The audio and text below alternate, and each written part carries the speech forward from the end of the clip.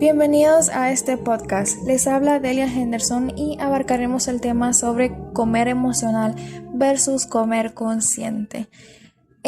Tenemos como objetivo lo que es lograr entender sobre cómo las emociones y los sentimientos tienen una gran influencia en el bienestar o la misma incomodidad personal, afectando las propias habilidades de la persona que guíen en un estado óptimo. Como primer punto tenemos lo que es comer emocional versus comer consciente. La desconexión de la asociación existente entre emociones y comida es una de las direcciones de acción más importantes a seguir en las intervenciones nutricionales y psicológicas.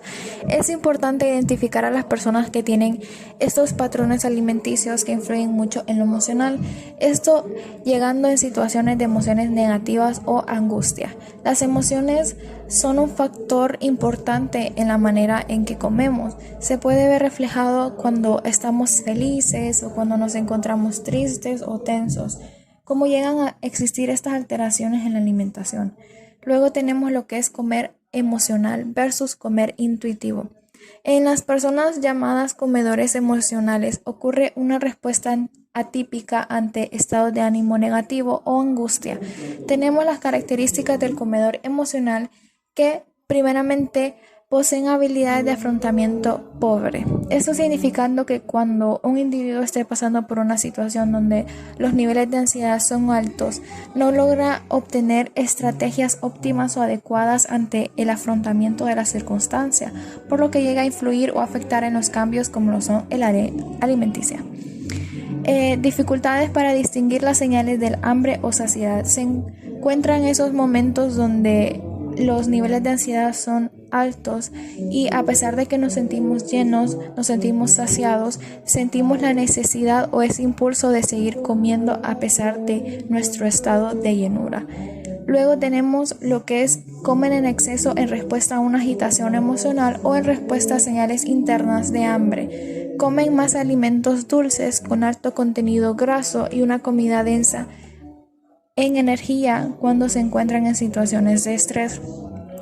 Podemos notar esos momentos de tensión que sentimos la necesidad de comer alimentos con contenido graso, específicamente en muchos casos son los dulces, como por ejemplo tenemos una presentación y la misma ansiedad nos hace querer comer dulces, comer contenido graso y así poder saciar de alguna manera esa ansiedad y poder disminuirla. Es una manera de exteriorizar, pero que la emoción va influenciada ante la manera de comer y de alimentarnos. Por ende, si el comer emocional se produce con frecuencia, puede en la última instancia conducir a un aumento de peso y esto más influyendo claramente en la manera descontrolada y al mismo tiempo el contenido graso que se está consumiendo. Luego tenemos lo que es la educación emocional. Es importante la gestión emocional desde niños, que ellos pueden percibir y expresar las emociones simples y complejas de manera adecuada. Hay que tener cuidado en no utilizar la comida para consolar o calmar al niño, ni utilizarla como premio o castigo. Esto suele mostrarse mucho en la manera del conductismo, que se le quiere enseñar un cierto patrón al niño, por lo que es importante la regulación emocional. Esto no consiste en que enfrente de una emoción ésta se reprima o exagere la información que se nos aporta, ni la intensidad de su expresión. Por el contrario, requiere haber interiorizado estrategias de control emocional, como son las formas de descarga para diferentes tipos de emociones, palabras claves o llaves que detengan el impulso a las conductas autodestructivas, pasivas o heteroagresivas. Por último tenemos este factor que es las conductas de enfrentamiento alternativas al comer emocionales. Tenemos el punto que es el comer intuitivo. Como lo dice su propio nombre, se basa en la intuición del organismo de cada individuo.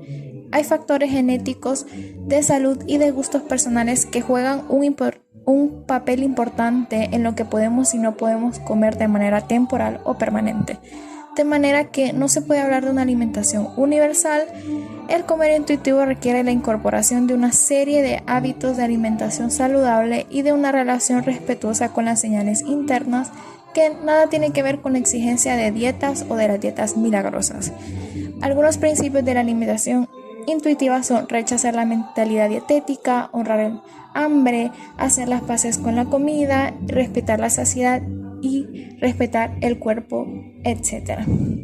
Como conclusión tenemos que las emociones efectivamente son muy importantes al momento de hablar de influencias en la comida. Notamos que en esos momentos de estrés nuestro cuerpo reacciona de maneras diferentes y esto tiene mucha afectación e influencia ante la manera de alimentación, puede disminuir o aumentar. Por ello, tenemos que lograr adquirir las habilidades de afrontamiento adecuadas para lograr manejar esos momentos de estrés y de tensión, para poder tener un estilo de vida saludable y lograr tener esas óptimas condiciones de nuestro cuerpo y poder llegar a esa alimentación y comer de manera adecuada y llegar a ese estado de salud para nuestro cuerpo. Muchas gracias.